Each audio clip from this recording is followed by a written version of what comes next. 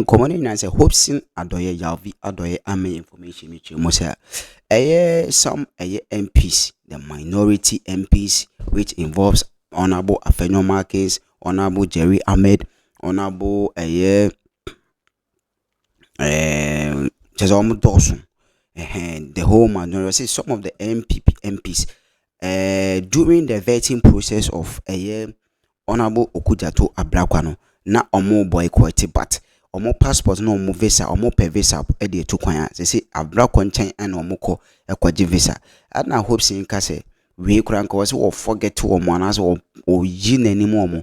E dey nti na okasa because the Chief Justice of the Republic, His Lordship Bafubon e ka say or make him visit to Parliament. The minority by a press conference say he is going on a thank you tour for they say NDC Mahama Aman appointment in omo and what agree to what ne visit no mobile boycott as a minority. And I hope sin ka say hey sir MPP MPC omo ankasa asem to ma omo ankasa nipa amo se mo mpene mo ano ono ho enambekọ moa enti Okudzeto Ablakwa ye vet no na mo mpene but mo pe visa ne to kwa mo kono ho de bia nti no hopes am hu say MPP for no omo approach Ablakwa for visa Honorable Ablakwa for visa and what passport ebusuan yenkoti Yalvi hopes adoy.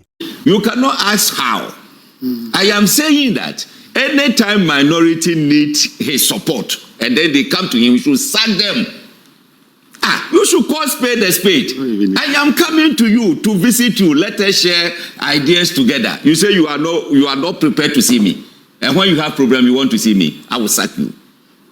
We need not to entertain. What kind of problem do we anticipate? Would it be that they have visited him for tea like he's also doing, or when they're seeking redress in court? Listen to me well. I say if they have any problem and they want his intervention and they come to him, you should sack them. Okay.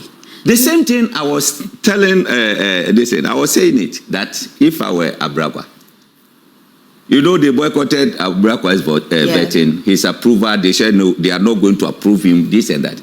But you know, when their passport expires, they run to Ablakwa, do it for us. When they need a visa to travel, they go to Ablakwa, do it for us. They are only assistant state institutions. Pardon me? They are assistant state institutions, right? Which MP will even need visa to travel? You say what? Sorry. They use service passport already, so they need visa from Okudzeto. You see, you don't even know how the system works. You don't even know. If you have service passport, does it mean you can use service passport to travel to America without a visa? And if wait. Saying that they will not deny visa. Wait. Why would they? Maybe you don't know maybe you don't know the system. They will not be denied. Wait. That's what I meant. Wait. Maybe you don't know the system. Even if you want to renew, it will go through the minister for the approval. Are you getting it? If you want to travel, the minister will give approval that you add a note verbal to their application so that you don't go and kill. Then they will do it for you. But is that not due you because you're a member of Parliament? So if you say, would it be a favor? Look, Emeva, if I come here, I say, I don't want you as a host. I don't recognize you as a host. And I sit here. Will you ask me a question? I'll have to recognize you as a guest. I have to recognize you. Are you getting it? It will be editorial, though. Anyway, So minority should be, straightforward with Ghanaians. And all these things, Ghanaians should be watching. Okay. You see, the 87, if they are not careful, they will be reduced to somewhere 35. Hey, that's serious. Stay with me. Doc, please, let me come to the politicians. I want to hear them. Then I'll come to you finally. Well, I saw that you couldn't wait to note your points. Yes, thank you so much. And I think, yes, so thank you so much. And I think the boycott of the meeting is inconsistent with our position already, that indeed his appointment did not pass through due process. There were pending cases in court and the cases are still there. We do not see the need for a haste in the appointment of the Chief Justice. He was acting all right. He could have remained acting until the cases are exhausted. Justice Sokono is still in court. So if we attend to a meeting that he has come, I think it will be inconsistent with our position. And that is one of the reasons we decided to really boycott again. You see, in any democracy, if you have the judiciary, the legislature, and the executive are really working together as friends, it is problematic because the concept of checks and balances will not really be realized. And in a democracy, if there are no checks and balances, then there is a problem. And that's the reason that we are apprehensive that indeed if he is going through and is doing thank you tour, then it's even dangerous for our democracy. Because you see, yes, he visited the vice president. They had a closed door meeting. Before openly people got to know, he came out for people to see that indeed he was there. What I mean is that when you have the judiciary, the executive, and the legislature who are really working as friends, it becomes a problem. The concept of checks and balances may not arise. What's your measurement of being friends, that we see each other and it's in public, or? You see, do we know what he is going to do there? That's very important. Well, at least because this is the first time. At least for Parliament, we're told that he has a few needs for the judiciary administratively. And thought that for budget constraints, it's important that he deals with the Speaker. Okay, so to facilitate things that will make his work easy. Well, that's what we heard. But when he went to the prisons, nobody had any problem with that. We didn't have any problem with that because we felt that this is an institution that will work hand in hand. You understand? In Parliament had occasions that they had disagreements with even rulings from the judiciary and so on. So now, if you go and you are very close and you are friends to the Parliament, the heads of Parliament and so on, we suspect that indeed there could be some pulling of strings and so on. Okay. So we believe that to uphold our democratic credentials as a democratic state, the best thing is that stay on your lane and do your work as the law dictates, so that at least the concept of checks and balances will also be there. All we know in this country is that the legislature and the executive are from the same political party. And that's the reason we needed a truly independent judiciary, so that they will be able to check these two institutions, so that the ultimate beneficiary will be the Ghanaian. Okay, I'm moving to wonder, but quickly, if the minority didn't have a challenge with this particular Chief Justice, and it was another Chief Justice doing this supposed thank you tour, would there be a challenge? Would you have a reason to now have a microscope on checks and balances of these three arms of government? Yes, that's why I didn't mention one reason as the reason the minority said that day. I was at the press conference yesterday. I visited the Parliament. I was part of the audience. And so I'm saying that, yes, it's inconsistent with our resolve that indeed he was not appointed the right way. That's why we even boycotted the entire process. Apart from that, as a student of politics and history, the best thing is that if two of the organs are friends already and they are from the same stock, if you have the third one joining, it becomes dangerous in a country where within this period you have the suppression of minority voices. What does same stock mean? They're from the same stock? They are from NDC. They are all NDC members. Who? The head of judicial, the head of executive, and the head of the legislature. So there will be some exertion of control, and we've seen a lot of them. For instance, this one, it was the head of the judiciary and the head of legislature. Before that, the head of judiciary has visited the head of executive. Okay, so you are talking about. I want to know what you mean by same stock. Who and who? I said that Alban Bagbin is NDC. President Mahama is NDC. Okay. So the two, we have 3 organs of state. The 3 organs of state, they are supposed to work in the concept of separation of powers. That's why I said their powers are separate and they are supposed to work independently of each other. You're clear on that? Yes, I heard. I want clarity on. So I said that now the executive cannot check the judiciary because they are in the same, the executive, the legislature because they are from the same stock. And there is always the tendency of the executive overriding what the legislature had done. Okay. And we've seen a lot of them. Okay, thanks. Now, if you have a judiciary also joining the two, it portends danger for our democracy. That's what I mean. How do they join the two? They become also from the same stock?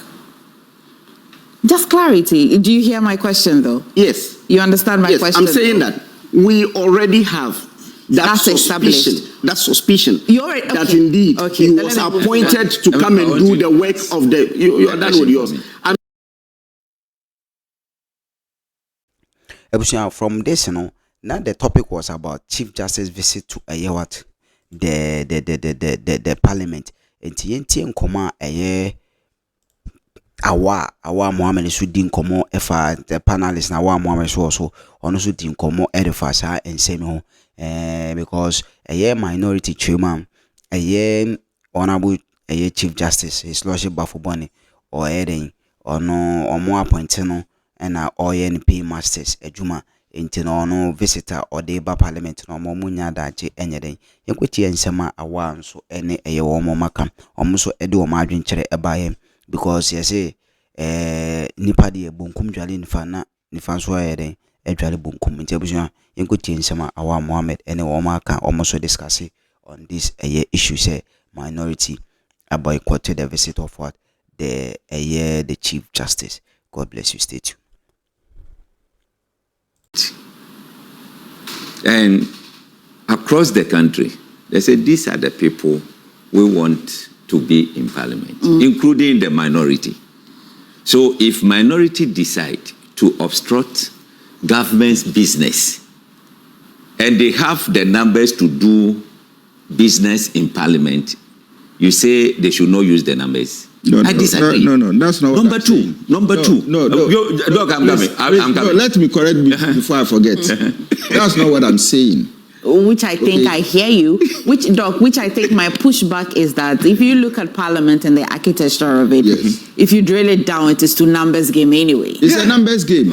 It's a numbers game. That I understand. That's why we say majority decision. I am talking about the finality of the matter under discussion. Then we must count on the members of Parliament. This is what I'm saying. If it is politics and it push becomes show or show becomes push, right?